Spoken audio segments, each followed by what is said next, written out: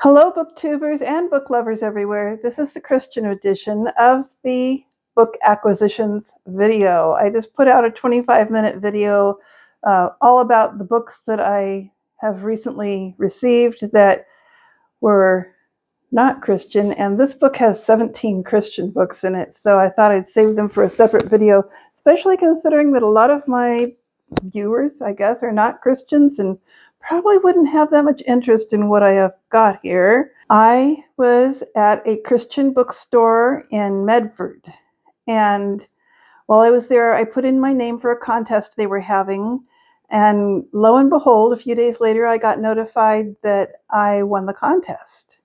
So I had to go back to Medford, which is 130 miles from here, approximately. And I, of course, was not in a big hurry to go anywhere that was 130 miles away. But my friends had some problems with their car. Basically, their little car wasn't giving them any heat, and they're elderly people, even a little older than me. And I was really interested in them having heat in their car this winter. So I told them that I would be happy to take them to Medford so they could pick up their car. And that day I went back to the Christian bookstore and they gave me the books that I had won. While I was there, I bought that picture. You see the picture of the lion up there? So I bought that from them, but they gave me these books, and they're all like for kids and moms of little kids. And I don't have any kids here. I mean, I don't even have grandchildren around me anymore because they moved away. So the first one is Our Daily Bread for Kids. Looks like a good book. Not sure what I'm going to do with it. And then there was a picture book called Already There by Fraser.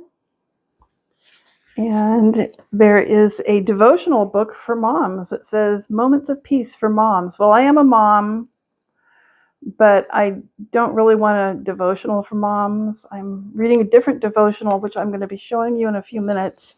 And so I'm not sure what I'm going to do with those three books. There was another place, I don't know where I heard about this, the Daily Grace Company on the internet. So I went to their site and I saw that they had this workbook. It's actually consumable workbook, I think. You can, well, I don't know if you can write in it. I don't see any writing places. Yeah, there is questions in there. So anyhow, this is all about the Gospel of John.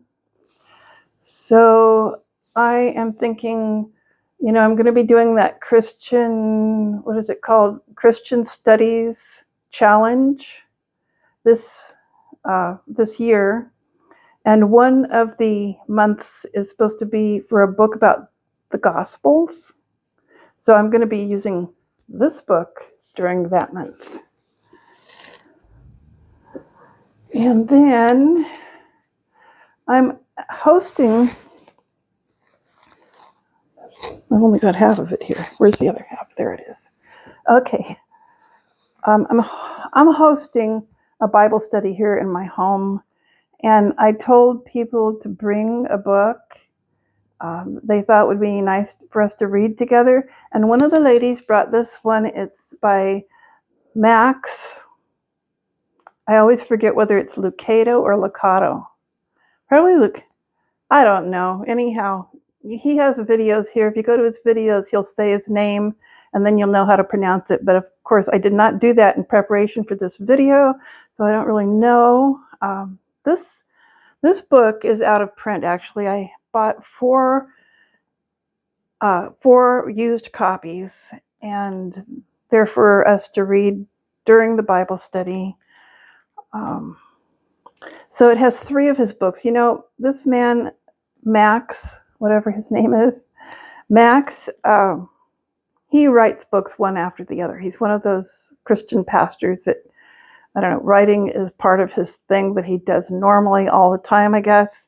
So this is three of his books: The Applause of Heaven, When God Whispers, and in the grip of grace. So we're just reading sections out of that, like one section each time we get together, and it's kind of interesting. I actually have been very inspired by some of the stuff that I heard in that book. So the other book that we are reading during the Bible studies is this one, The Master Plan of Evangelism by Robert Coleman. And I really like this book because it tells what Jesus did for evangelism. It doesn't say exactly, well, go out and do this and say that or anything like this. It says what Jesus himself did to evangelize while he was here with us. So I thought that was really interesting, and we are enjoying it. We've actually read through a few of those chapters already. And then the same author wrote another book, The Master Plan of Discipleship. And wouldn't you know it, the Christian Studies Challenge that I'm doing with other YouTubers or booktubers here on YouTube.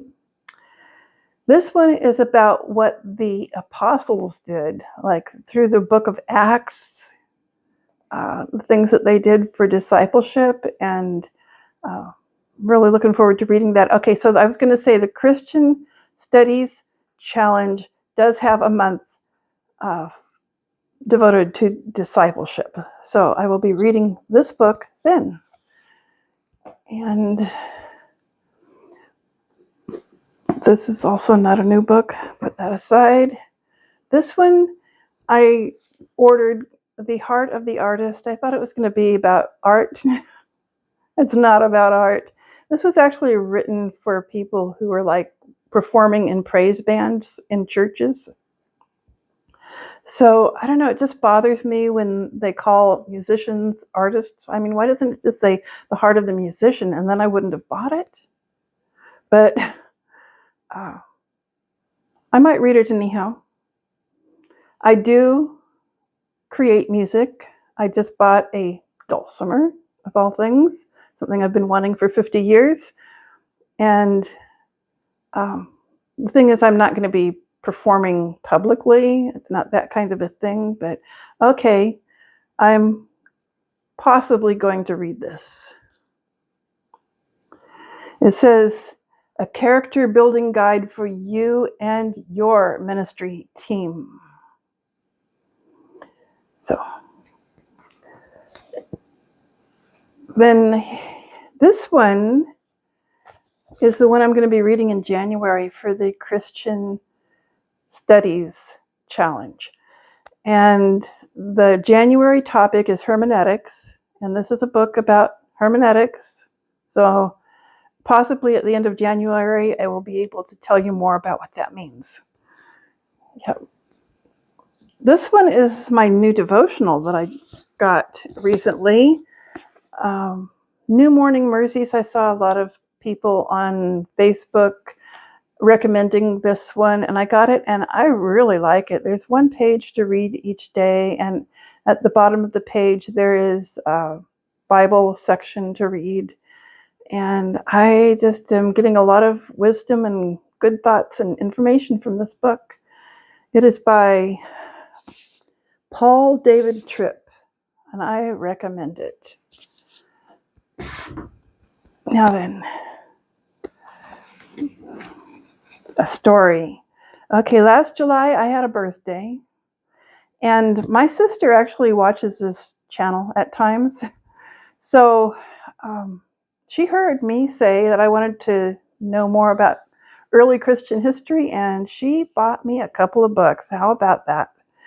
It's A New History of Early Christianity by Charles Freeman. And then the other one is also about early Christian history, The Story of Christianity by Justo L. Gonzalez. I think in Spanish you would say Justo, not Justo, but you can see how it's spelled, okay? The Early Church to the Dawn of the Reformation. And that's really the part that I was most interested in learning about was, the early Christian history. What I'm interested in is how did it go from Jesus and his handful of apostles and growing Christian church that was under persecution, and then suddenly we have the Catholic Church. How did that happen? And then the part where the Catholic Church and the Protestants broke off from that. I don't know. I kind of understand that part because I know about Martin Luther and everything, but I just don't understand how we got from Paul to the Catholic Church. And so I want to learn more about that. Now, the last part of what I bought, I got 2 Bibles. I'm kind of a Bible collector. And this one I got because of the cover. I also got it because of the translation. It is English Standard Version, and the cover is gorgeous, I think. And it is a student Bible. I don't understand why a student Bible is different than any other kind of Bible, but okay, that's what they called it. And it's a student Bible with an absolutely gorgeous cover. So that's why it's here. And then the other Bible that I got, I have to take it out of the thing that I've got it in here. Okay, it's this one, and it is the Catholic Bible. I didn't have a Catholic Bible. I do have some Catholic friends here on BookTube and here in town. Plus, my son is with the Episcopalian Church, and he uses this Bible. It is, hold on, I think it's the New Revised Standard Version of the Catholic Bible. It does have the Apocrypha in there and everything, which I have never read. So I'll probably give it a look one of these days. And now I've got the Bible they use. Add that to my collection. I've got a lot of different versions of the Bible. I would say it's a growing collection, but I just went on a book diet called Read What You Own. And I have all these books that I have just purchased that I have not read that I need to read. I actually am signing up for 100 books on Read What You Own. So I'm not going to be buying any books, except for in a very few situations. Like for my mood reading, I will still have my Audible subscription, which is 24 books a year. And I have a small amount of money set aside at Amazon to buy new books if I need them for the Christian Studies Challenge. So that is my Christian book haul. I thank you for coming and listening, and I hope to make another video soon. Bye.